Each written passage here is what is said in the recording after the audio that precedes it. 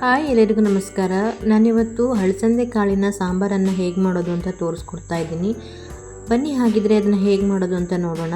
ಅದಕ್ಕಿಂತ ಮೊದಲು ಯಾರೆಲ್ಲ ನಮ್ಮ ಚಾನಲ್ನ ನೋಡ್ತಾ ಇದ್ದೀರಾ ಪ್ಲೀಸ್ ಲೈಕ್ ಆ್ಯಂಡ್ ಸಬ್ಸ್ಕ್ರೈಬ್ ಮಾಡಿ ಆ್ಯಂಡ್ ಸಪೋರ್ಟ್ ಮಾಡಿ. ನಾನಿಲ್ಲಿ ಹಳಸಂದೆ ಕಾಳನ್ನು ರಾತ್ರಿನೇ ನೆನೆ ಹಾಕಿ ಚೆನ್ನಾಗಿ ತೊಳೆದಿಟ್ಕೊಂಡಿದ್ದೀನಿ. ಹಾಗೆ ನಾನಿಲ್ಲಿ ಬದನೆಕಾಯಿ ಮತ್ತು ಆಲೂಗಡ್ಡೆ ಮಾತ್ರ ತರಕಾರಿನ ಯೂಸ್ ಮಾಡ್ತಾಯಿದ್ದೀನಿ, ಬೇರೆ ಯಾವುದೂ ತರಕಾರಿನ ಯೂಸ್ ಮಾಡ್ತಿಲ್ಲ. ಇವಾಗ ಅದನ್ನು ಕಟ್ ಮಾಡಿದ ತಕ್ಷಣ ನೀರಿಗೆ ಹಾಕಿಟ್ಕೊಂಡಿದ್ದೀನಿ. ಹೀಗೆ ಕಟ್ ಮಾಡಿದ ತಕ್ಷಣ ನೀರಿಗೆ ಹಾಕ್ಕೊಂಡ್ರೆ ಅದು ಕಪ್ಪಾಗಲ್ಲ, ಅದಕ್ಕೋಸ್ಕರ ಇವಾಗ ಒಂದು ಕುಕ್ಕರ್ಗೆ ತೊಳೆದಿಟ್ಕೊಂಡಿರುವಂತಹ ಹಳಸಂದೆ ಕಾಳು ಮತ್ತು ಕಟ್ ಮಾಡಿಟ್ಕೊಂಡಿರುವಂತಹ ಆಲೂಗಡ್ಡೆ ಬದನೆಕಾಯಿನ ಸೇರಿಸ್ಕೊಳ್ತಾ ಇದ್ದೀನಿ. ಅದಕ್ಕೆ 1/4 ಸ್ಪೂನ್ ಆಗುವಷ್ಟು ಅರಿಶಿನ ಮತ್ತು ಅರ್ಧ ಸ್ಪೂನ್ ಆಗುವಷ್ಟು ಉಪ್ಪು ಹಾಗೆ ಬೇಯಕ್ಕೆ ಸ್ವಲ್ಪ ನೀರನ್ನು ಸೇರಿಸ್ಕೊಂಡು ಇದನ್ನು ಇವಾಗ ಕುಕ್ಕರಲ್ಲಿ 1-2 ವಿಜಿಲ್ ಹಾಕ್ಸ್ಕೊಳ್ತಾ ಇದ್ದೀನಿ. ಅಷ್ಟರಲ್ಲಿ ಸಾಂಬಾರಿಗೆ ಒಂದು ಮಸಾಲೆನ ರೆಡಿ ಮಾಡ್ಕೊಳ್ಳೋಣ.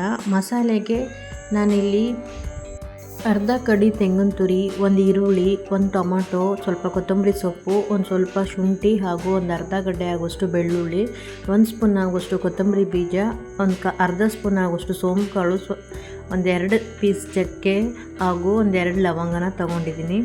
ಇವಾಗ ಇದನ್ನೆಲ್ಲ ಸೇರಿಸಿ ಮಿಕ್ಸಿ ಜಾರಿಗೆ ಹಾಕ್ಕೊಂಡು ಇದನ್ನು ರುಬ್ಕೊಳ್ತಾ ಇದ್ದೀನಿ. ನಾನಿಲ್ಲಿ ಯಾವುದೇ ಮಸಾಲೆ ಸಾಮಾನನ್ನು ಹುರ್ಕೊಂಡಿಲ್ಲ, ಹಾಗೆ ಹಸಿಯಾಗಿಯೇ ಹಾಕ್ಕೊಂಡಿದ್ದೀನಿ. ನೀವು ಬೇಕಿದ್ದರೆ ಹುರಿದು ಸಹಿತ ಹಾಕ್ಕೊಳ್ಬೋದು. ಹೀಗೆ ಹಸಿಯಾಗಿಯೇ ಹಾಕ್ಕೊಳ್ಳೋದ್ರಿಂದ ಟೇಸ್ಟ್ ಒಂಥರ ಡಿಫ್ರೆಂಟ್ ಆಗಿರುತ್ತೆ.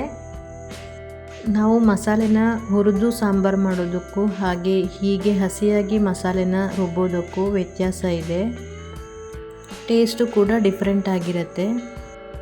ಎಲ್ಲ ಮಸಾಲೆಗಳನ್ನು ಸೇರಿಸ್ಕೊಂಡು ರುಬ್ಬಕ್ಕೆ ಬೇಕಾದ ನೀರನ್ನು ಸೇರಿಸ್ಕೊಂಡು ಇವಾಗ ಮಸಾಲೆನ ರುಬ್ಬಿಟ್ಕೊಂಡಿದ್ದೀನಿ. ಈ ಕಡೆ ಬೇಯಿಸೋಕೆ ಇಟ್ಕೊಂಡಿದ್ದ ಅಳಸಂದೆ ಕಾಳು, ಆಲೂಗಡ್ಡೆ, ಬದನೆಕಾಯಿ ಎಲ್ಲ ಚೆನ್ನಾಗಿ ಬೆಂದಿದೆ. ಅಳಸಂದೆ ಕಾಳನ್ನು ರಾತ್ರಿನೇ ನೆನೆ ಹಾಕಿಟ್ಕೊಂಡಿರೋದ್ರಿಂದ ಇದು ತುಂಬ ಬೇಯಿಸೋ ಅಗತ್ಯ ಇರಲ್ಲ, ಸ್ವಲ್ಪ ಬೇಯಿಸ್ಕೊಂಡ್ರೆ ಸಾಕು. 1-2 ವಿಜಿಲ್ ಹಾಕಿಟ್ಕೊಂಡಿದ್ದೀನಿ. ನೋಡಿ ಇವಾಗ ಇದು ಚೆನ್ನಾಗಿ ಬೆಂದಿದೆ, ಇಷ್ಟು ಬೆಂದರೆ ಸಾಕು. ಇವಾಗ ಇದಕ್ಕೆ ನಾನು ಸ್ವಲ್ಪ ಕರಿಬೇವಿನ ಸೊಪ್ಪು ಮತ್ತು 1 ಸ್ಪೂನ್ ಆಗುವಷ್ಟು ಖಾರ ಪೌಡರ್ ಹಾಗೂ ಅರ್ಧ ಸ್ಪೂನ್ ಆಗುವಷ್ಟು ಗರಂ ಮಸಾಲೆ ಪೌಡ್ರನ್ನು ಸೇರಿಸ್ಕೊಂಡು ಚೆನ್ನಾಗಿ ಒಮ್ಮೆ ಮಿಕ್ಸ್ ಮಾಡ್ಕೊಳ್ತಾ ಇದ್ದೀನಿ. ಅಳಸಂದೆ ಕಾಳು ಸ್ವಲ್ಪ ಗ್ಯಾಸ್ಟ್ರಿಕ್ ಪದಾರ್ಥ ಇದು, ಇದನ್ನು ಗ್ಯಾಸ್ಟ್ರಿಕ್ ಇರೋರು ತಿನ್ನಬಾರ್ದು.